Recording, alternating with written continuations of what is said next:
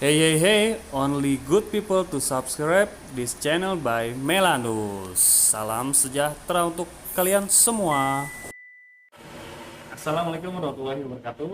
Kembali lagi ke channel saya Melanus. Jika kalian bertanya tentang Tamiya, apa sih Tamiya itu dan kenapa harus Tamiya? Tamiya itu sendiri yaitu salah satu hobi yang tidak ada matinya dari generasi ke generasi. Kenapa bisa dibilang seperti itu? Karena saya meyakini bahwa Tamiya itu banyak hal positif yang terkait di dalamnya. Dalam bermain Tamiya, salah satunya saya memiliki tempat favorit yaitu di Bekasi Timur, OCS Hobby Shop. Karena dalam 1 bulan tracknya mampu berubah kurang lebih 4 kali berubah. Hal itu membuat saya tertantang terhadap perintangan yang disediakan. Dan juga alas arenanya pun dibaluti dengan karpet. Ketika mobil kalian terlempar keluar lalu membentur arena atau alas arena tersebut, karpet tersebut mampu mengurangi benturan pada Tamiya kalian atau mobil kalian, sehingga mobil kalian pun tidak cepat rusak. Nah, ini adalah alasan saya memilih tempat tersebut menjadi tempat favorit saya. Terkait hal positif dalam Tamiya, kalian bisa simak video ini hingga selesai. Mari kita tonton.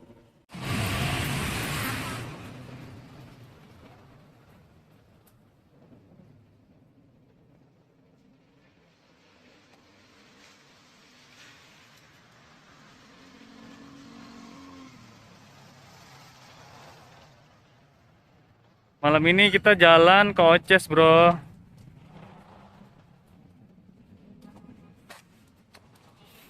Dia lokasinya di Blue Plaza di samping Jeko.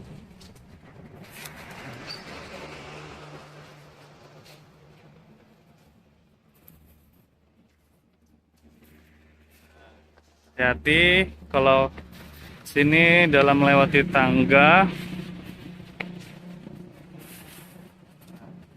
Jadi kalau kalian lapar habis main atau kalian haus, kalian bisa jajan di sekitar sini ya, dan harganya pun cukup murah. Nah, ini dia OCS Hobby Shop.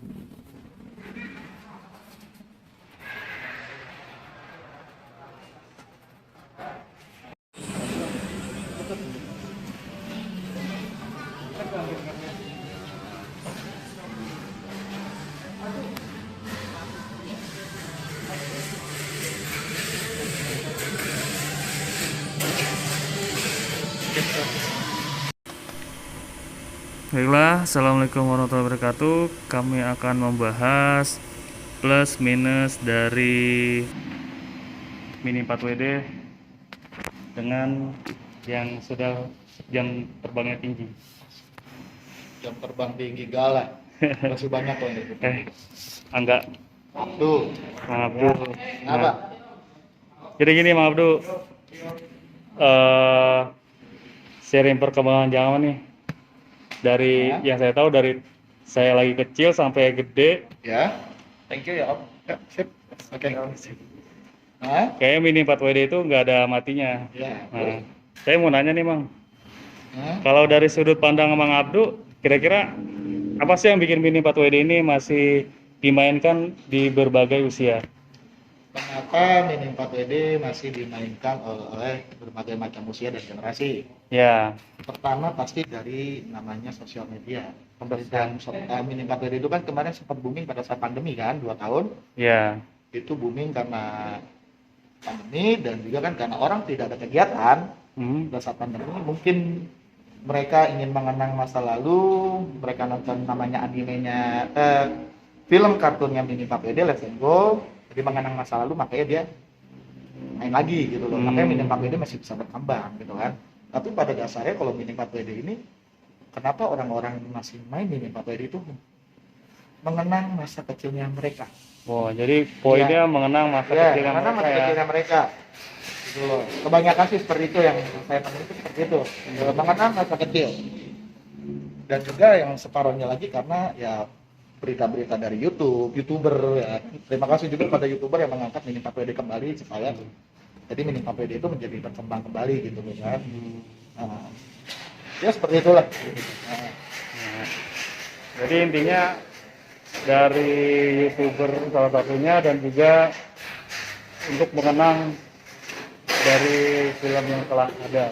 ya seperti kan awal Mini 4WD masuk Indonesia itu kan sebenarnya dari kalau nggak salah ya itu dari tahun 89 dari pertama kali namanya film Dasion Koro itu muncul. Dasenian Kuro ya. Ya. Untuk generasi tahun 80-an. Untuk generasi tahun 90 itu mereka terpacu oleh film Dasengo yang tayang di salah satu TV swasta RCTI.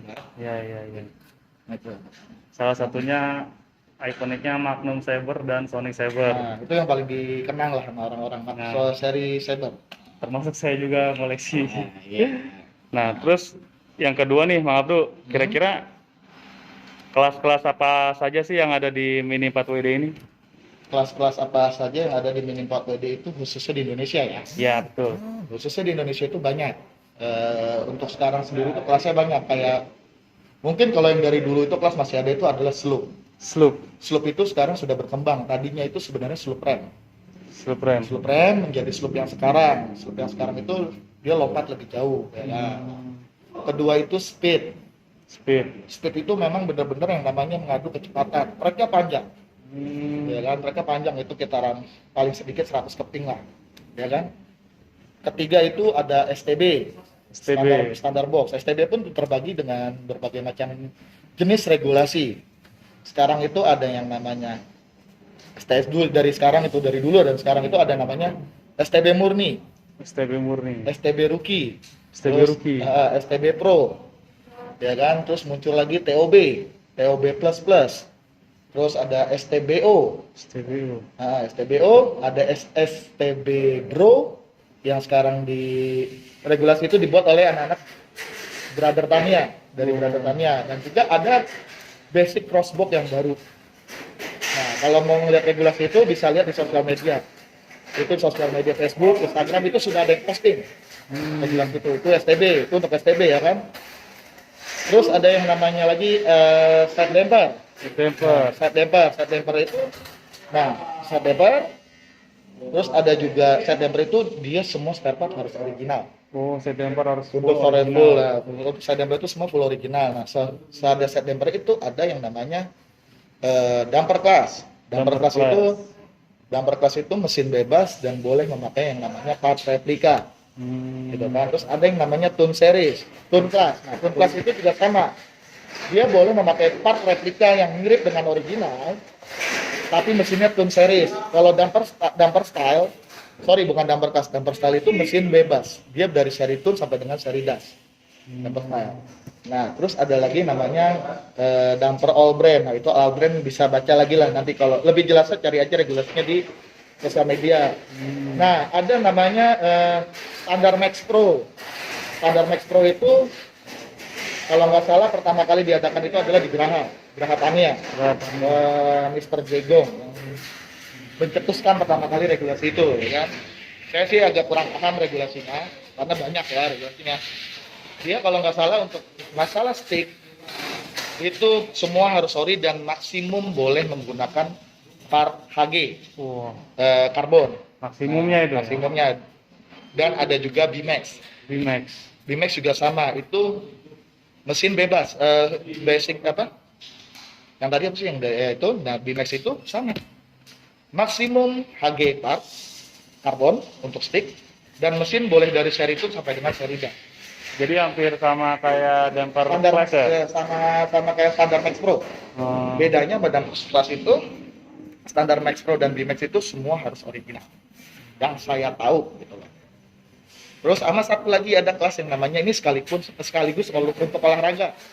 Dan pertama kali komunitas saya ini terbentuk adalah di Tangerang. Kalau tidak salah Tangerang sama Surabaya, saya juga agak kurang itu dari Om Rangga Marvel, tim Furaj, ya kan, tim Courage itu namanya Street Mini 4WD. Street Mini 4WD. Nah, Street Mini 4WD itu dia sama persis seperti kayak di film Dasion Puro. Yang Kita pakai main stick itu ya. Ya, kita main sambil lari. Iya, Nah, iya, itu kelas yang saya tahu terakhir di Indonesia yang ada itu. Kalau itu kalau untuk yang kayak gitu dinamonya sendiri itu maksimal apa ya? Yang mana? Yang lari itu yang Untuk itu pakai sih stick. Street Mini 4WD itu kebanyakan sih pakai mesin standar bawaan. Oh, pakai bawaan. Nah, standar bawaan itu kan ada yang namanya Maguchi, ada yang namanya SNC. Iya, iya. Ya, itu saya juga masih agak kurang paham untuk Street Mini 4WD. Contohnya masih bisa nanti dicari sosial media di YouTube atau di Facebook, Instagram segala macam. Gitu kan. Itu dinamonya standar. Tapi kalau untuk di luar negeri pun ada Street Mini 4WD itu ada, dan mereka sudah pakai mesin Tone Series juga ada di sana. Tapi sebenarnya sih kalau menurut saya pribadi untuk Street Mini 4WD itu tergantung kita kuatnya pakai mesin apa. Oh iya, iya. Untuk malamnya. Tergantung larinya kita juga berarti ya. Iya, tergantung kita larinya kuat segimana ya kita bisa. Gitu. Ada lagi selain itu kelas-kelasnya, Bang? Oh, setahu saya sih tidak. Oh, termasuk STO yang lagi Oh iya, booming sorry. gitu. Dan untuk ada satu lagi yang namanya STO. Oh, STO. Sorry saya lupa. Itu namanya STO itu standar Tamiya original. Kalau dulu itu dari STO 50, berarti 50% ori, 50% replika. STO 75, 75 itu 75% memakai ori. STO 100 itu 100% semua full original. Untuk STO ya, dan sekarang yang lagi booming itu STO Japan Style. STO Japan Style. Iya, STO Japan Style. Itu kelas paling, bukan kelas paling sih, itu kelas yang menurut saya itu paling mewah. STO. Oh, paling Karena- mewah ya. Karena lumayan lah. Oke. Terus saya mau nanya lagi nih, Bang. Hah? Hal tersulit dalam merakit Mini 4WD itu apa? Kalau merakit apa dulu nih? Kalau untuk standaran sih, untuk standaran box merakit hal yang paling sulit itu sebenarnya tergantung orangnya. Tingkat kesulitan itu tergantung orangnya masing-masing. Kalau belum mengerti sama sekali tentang Mini 4WD, itu memang sulit karena kan dia awam. Paling kan kalau misalnya kesulitan kan, jika teman-teman yang baru pengen main Mini 4WD ingin belajar rakit kan itu ada manual booknya. No, salah satunya manual booknya yang bisa membantu ya. Silahkan bisa melihat ke situ dan itu sangat sekali membantu. Gitu Iya, ya. iya. Itu di situ aja. Kalau untuk kelas-kelas yang lain, misalnya kayak merakit set damper, merakit STO, sekarang kan banyak nih contoh-contoh tutorial cara membikinnya itu di sosial media YouTube itu banyak. Silahkan cari di situ gitu kan. Ya kan bisa ngeliat lah channel-channel Mini 4WD yang ada di YouTube itu bisa. Gitu. Oke. Berikutnya, Bang Abdul, Nah, seberapa sering event-event lomba di OCES ini? kalau di toko OCES sendiri untuk event itu kita tergantung jadwal. Oh iya. Karena jadwal event itu sudah diatur. Jabodetabek itu sudah diatur. Jadi ya paling sih kalau untuk sebulan itu untuk event bisa sekali atau 2 kali. Tergantung toko ini dapat jadwalnya gimana. Karena ada tim sendiri yang mengatur jadwal event lomba se-Jabodetabek. Oh, berarti ada tim khususnya ya buat lomba itu ya. Itu ada tim khususnya yang mengatur lomba-lomba di setiap toko gitu kan. Dan itu kalau jadwal eventnya teman-teman bisa lihat di sosial media Instagram atau Facebook lah yang berhubungan dengan Mini 4WD. Dan kalau di sini untuk Cengres itu setiap hari Jumat. Wah. Berarti dalam 1 bulan bisa 4 kali cengkes. Iya, paling banyak itu 3 atau 4 kali. Kita tergantung juga lihat ada lomba atau gimana di luar ya gitu. Lihat kondisi juga lah. Yang pasti itu hari Jumat. Hari Jumat ya. Nah, satu terakhir pertanyaan saya, Bang Abdu. Ya. Hal yang menarik dari Mini 4WD ini dari pribadi Bang Abdu ini apa kira-kira? Hal menarik Mini 4WD dari Ya. Mini 4WD itu tersendiri, pertama kalau saya pribadi itu saya bisa mengenang masa lalu. Nah, Gitu kan, dari nonton filmnya kita bisa akhirnya bisa mainin gitu kan. Kalau dulu mungkin kan waktu pada saat kecil kan budget ekonomi kita terbatas gitu kan. Sekarang kita sudah kerja, udah berpenghasilan, banyak main kan kita bisa beli kan. Hal yang menarik dari Mini 4WD itu salah satunya itu. Kedua, ya dari model. model ya. Ya pasti kalau misalnya orang-orang awam itu yang pengen main Mini 4WD itu pasti dilihat pertama dari model. Oh Wih, iya. keren-keren, cakep-cakep. deket gitu kan. Itu yang jadi candu itu modelnya. Nah, iya, dan juga kalau untuk saya, kenapa saya sekarang Mini 4WD itu sebenarnya bisa menjadi alat untuk melatih anak-anak sampai melatih saraf motorik anak Oh. dari usia dini gitu kan. Karena kan sekarang itu banyak anak-anak yang tergila-gila dengan gadget. Ya, gitu kan. betul. Nah, Mini 4WD itu bisa salah satu sebagai pengalih perhatian anak-anak untuk menjauhi yang namanya gadget. Karena kan melatih saraf motorik, dia ngerakit, ya kan, Iya. gitu kan, melatih kecerdasannya dia, melatih kreativitasnya anak-anak itu sendiri bisa dengan menggunakan Mini 4WD. Tapi dengan satu syarat dari harus di bawah pengawasan bimbingan orang tua, karena banyak spare part yang kecil-kecil di situ. Iya, betul. Oke, jadi poin terakhir itu satu mengenang masa lalu, yang kedua itu melatih monitoring anak ya, Bang ya. Ya, bisa belajar jadi bahan latihan.